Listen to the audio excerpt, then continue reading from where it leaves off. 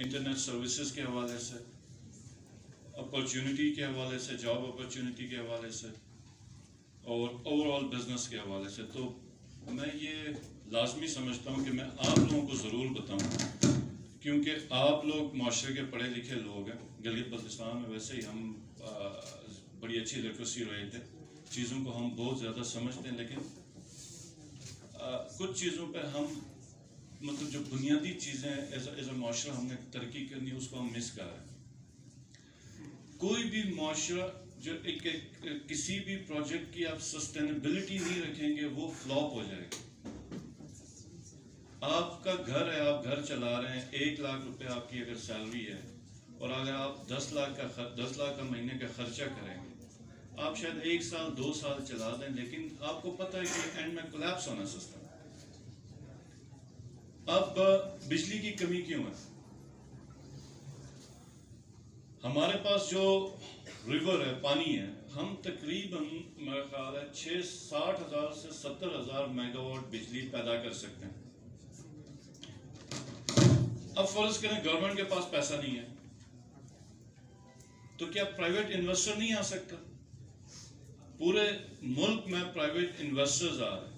ابھی یہ جو سوکھی کناری لگ رہا ہے، آپ اگر بابوسر سے جائیں تو وہاں پہ ایک بڑا ڈیم بن رہا ہے، وہ پرائیویٹ انویسٹمنٹ ہے 1100 میگا واٹ کی.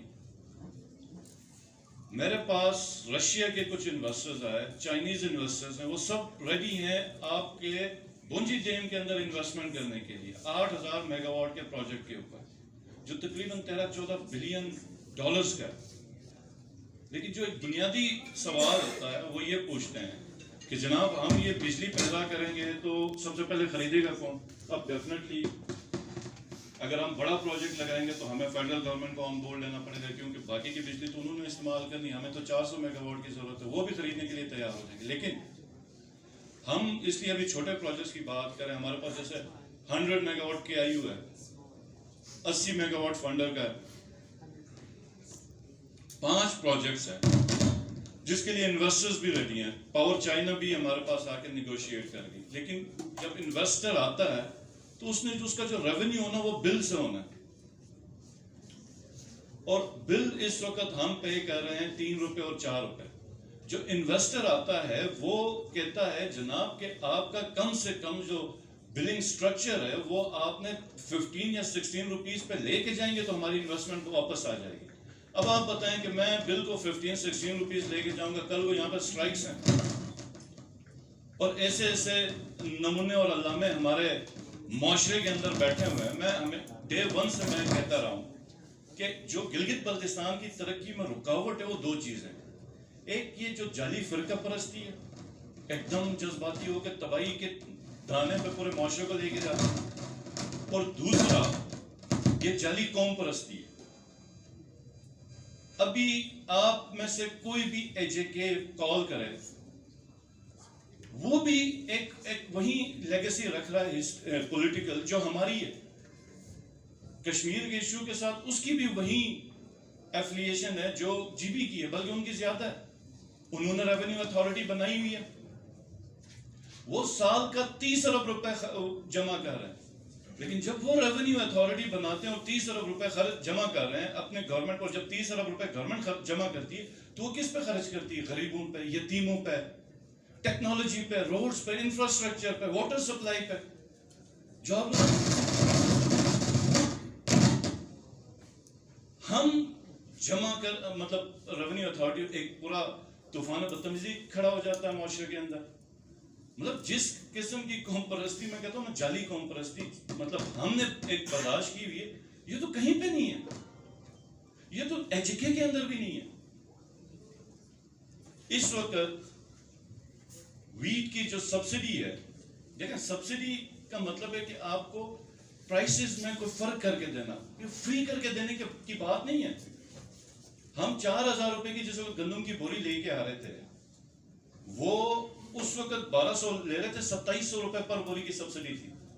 آج 12 سے 13,000 روپے کی گندم کی بوری پڑ رہی ہے اور ہم وہیں 1200 چارج کر رہے ہیں. پہلے 4,000 روپے تھا ایک کنٹینجنسی کا جو سیلری تھی، اب 25,000 ہے. اب آپ مجھے بتائیں کہ ایک گندم کی بوری ہم 10,000 12,000 سبسڈی دے رہے ہیں اور 1,000 روپے لوگوں سے لے رہے ہیں, تو یہ کتنا بڑا ہمارے لیے فرق, ہم اس کو فری کیوں نہیں کر دیتے؟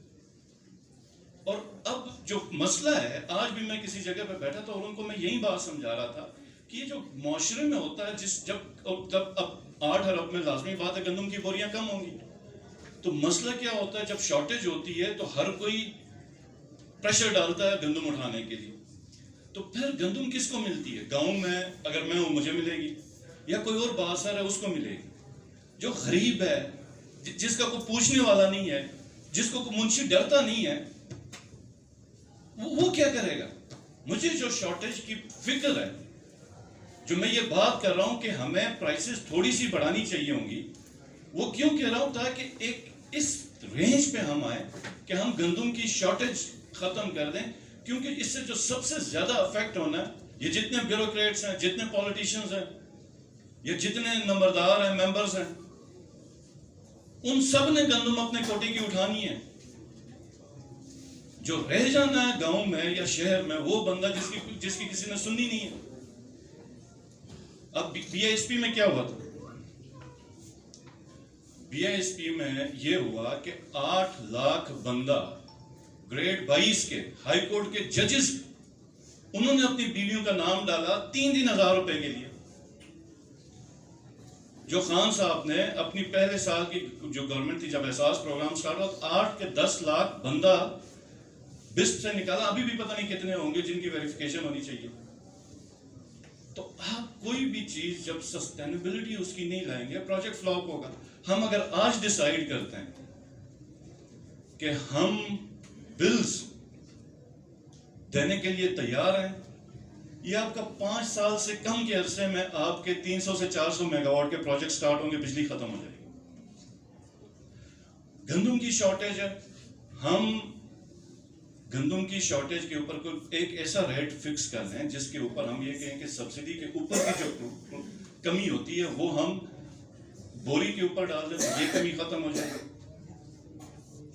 ہم نے اگر ہم کہتے ہیں وفاق سے بھی پیسے نہیں ملے, میں نے سب سے زیادہ ایجیٹیٹ کیا, لیکن جہاں پہ میں وفاق کے ساتھ ایجیٹیٹ کر رہا ہوں وہاں پر میں آرگیومنٹ آپ لوگوں کے سامنے یہ بھی کر رہا ہوں کہ ہمیں بھی اپنی ذمہ داری پوری کرنی ہوگی. تو یہ جو چیزیں ہیں یہ پھر ہمیں اور آپ کو اس معاشرے کو بہتر بنائیں گی. یہ یاد رکھیے کہ وہ کہتے ہیں نا, سکسیس از مینی فادرز. جب آپ سکسیسفل ہو جاتے ہیں تو ہر کوئی بتائے گا جی میں نے بھی آپ کو سپورٹ کی, میری یہ کنٹریبیوشن میری وہ.